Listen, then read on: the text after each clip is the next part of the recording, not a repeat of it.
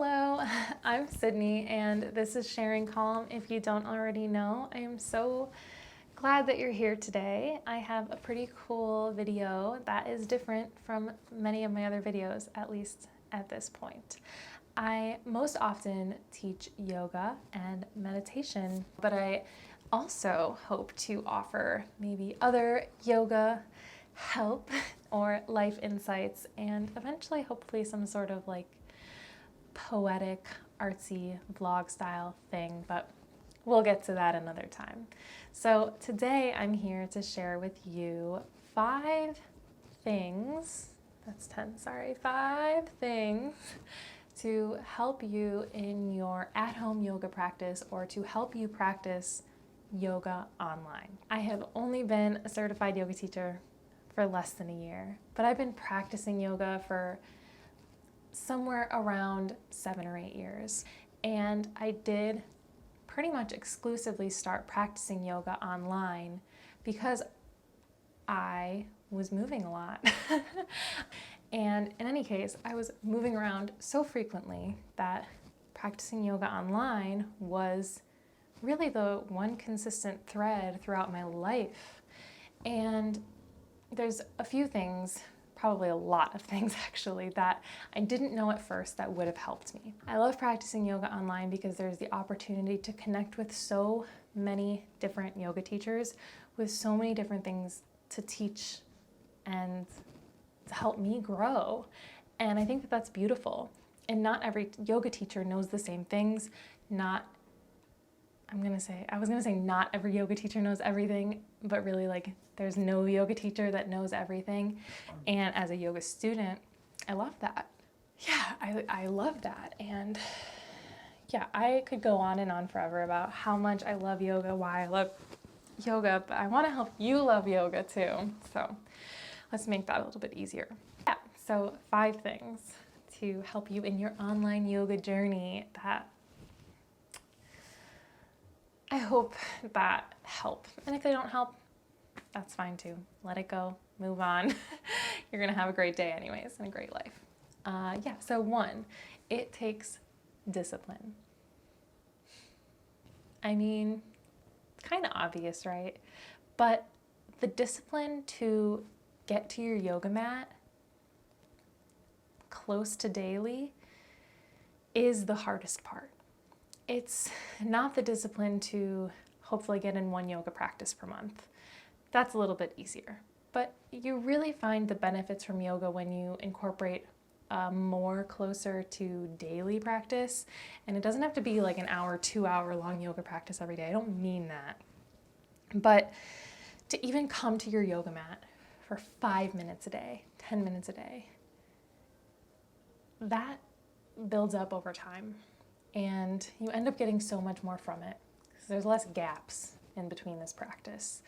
Like if I were to try to learn how to play guitar and I only practiced once a month for 2 hours, and then I only came back another month later for 2 hours, probably like forgot more than half the stuff that I learned last month. And you have to relearn, then you forget it, and you relearn.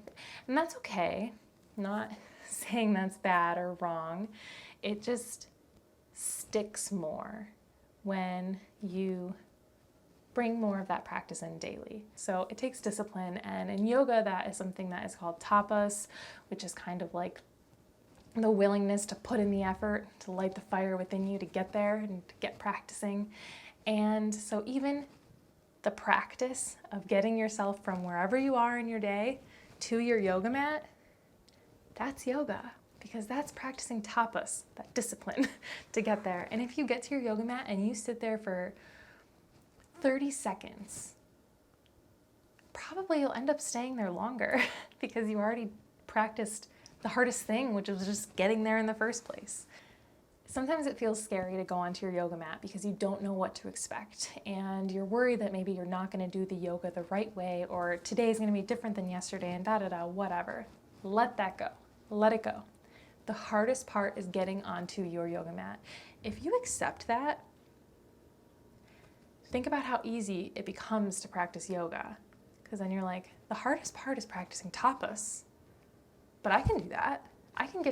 I can go onto my yoga mat every day and decide to practice yoga just simply by going to my yoga mat. I don't know, it's kind of like this whole thing, and it's how it is for me. The hardest thing is getting onto my yoga mat to practice my self-practice every single day. My number two tip or lesson that I've learned is that the yoga teacher is merely a guide. So what you can use from knowing that is that anything that a yoga teacher might say is really just like an offering that they're putting on the table. You want to try some sweet potatoes? I really learned the best recipe for sweet potatoes, and maybe today you're like, no, sweet potatoes, that doesn't sound like my jam. But I don't know like why, because sweet potatoes are great. No, but seriously, maybe today you're like, sweet potatoes aren't my jam. Maybe 20 days from now, maybe you rewatch that same yoga video, and you're like, yeah, sweet potatoes are great. You were right. That's awesome. Then maybe you come back to that video 6 months from now and you're like, I liked these. There was a time that I thought that these were good. I don't know. It's like a really weird metaphor, but really like everything that a yoga teacher has to say or has to guide you through, or the poses that they give you the option of moving into, is just an offering, and you are allowed to take it and you are allowed to leave it, and whatever you decide to do, equally amazing, because you know what?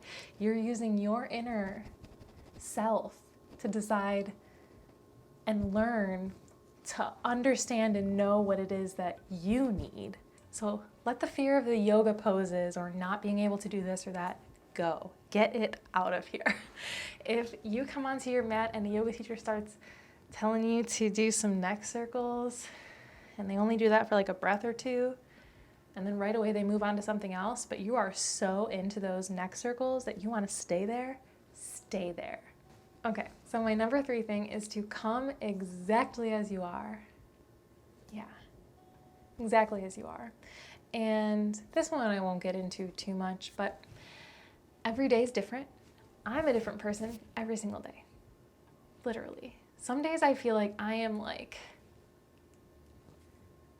the exact person that I want to be.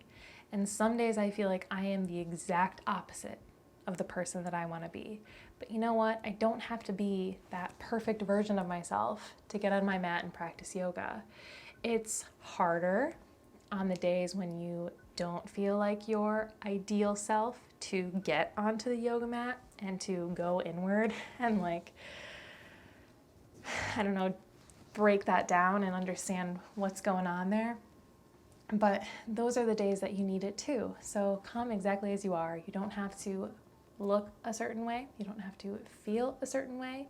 You don't have to eat a certain way or dress a certain way. Nothing. You don't have to do any of that. Just come exactly as you are and you'll find something. On the days that you find nothing in your yoga practice tells a lot too, because that means that you knew exactly that you didn't need any of what was offered to you, and it gives you the opportunity to maybe try to find what you do need.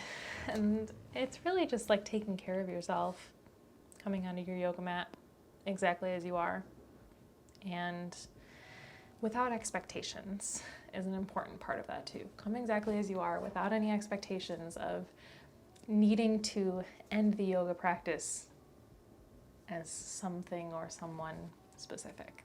So my 4th tip or lesson learned is to come back to the same practices and the same teacher over and over.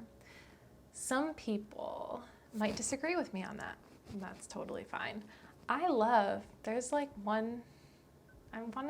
one yoga video that I practice all the time from my first time practicing yoga, but like the thing is I can't remember like a specific video that I've practiced 10 times, 20 times, but I know that there's videos that I have, and there's certain yoga teachers online that I have connected with, not like personally spoken to, but their yoga classes speak to me. And I go back to videos that I've done before to see what else there is there that I might find or learn, because kind of to go with the last point a little bit, every day is different and you're a different person every single day. Maybe on one day you go to do a yoga practice and something in particular that a yoga teacher says just sticks with you, and it sticks with you through that entire practice. So you kind of maybe didn't get a feel for everything else they had to offer. So then if you go back to it, you might find more. And that is like half of this tip, is to go back and redo old videos. But the other half of it is to practice with the same yoga teachers, which kind of sounds weird because I know at the beginning of this video I said it's so cool practicing online because there's so much opportunity to find so many different teachers and what they have to offer. But I think the benefit to practicing with the same instructor over and over and over and doing the same person's videos over and over is that you get a sense of their voice. And what I mean by that is there's 2 yoga teachers online that I could do their videos and I don't even have to look at the screen ever. I know and I understand their cues. I just understand what they're trying to tell me to do with my body. Because of that, I don't have to stare at the video or crane my neck to be like, wait, what were they doing? What's going on? I can focus on the breath cues. I can focus on my own breath more. And then it's like the pose comes naturally. And then the other stuff, the mental lessons, the emotional lessons, the life lessons that they have to offer through stories or mantras or intention setting, that stuff has more space to come in because I'm not so distracted and worried about looking right or doing the right thing because I've gotten used to that teacher. And that's really as simple as that. So if you're new to yoga, I really do suggest that. And I think that is helpful. Absolutely. Like if you're looking for something new on a given day, which is totally me sometimes, and just type in what you're looking for based on yoga for when I'm super stressed about the weather. There probably is a video for that. I have no idea. Yeah. So it's kind of like allow yourself to explore new yoga teachers, find one you connect with, and ideally try to stick with a couple yoga teachers, just because that'll be helpful in the end. I'm rambling. Let's move on.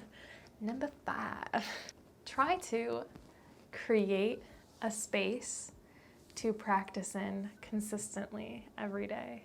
So one single space in your home, in your community that you can go to day after day to continue to practice. That makes step 1, the discipline to get to your yoga mat, a little bit easier.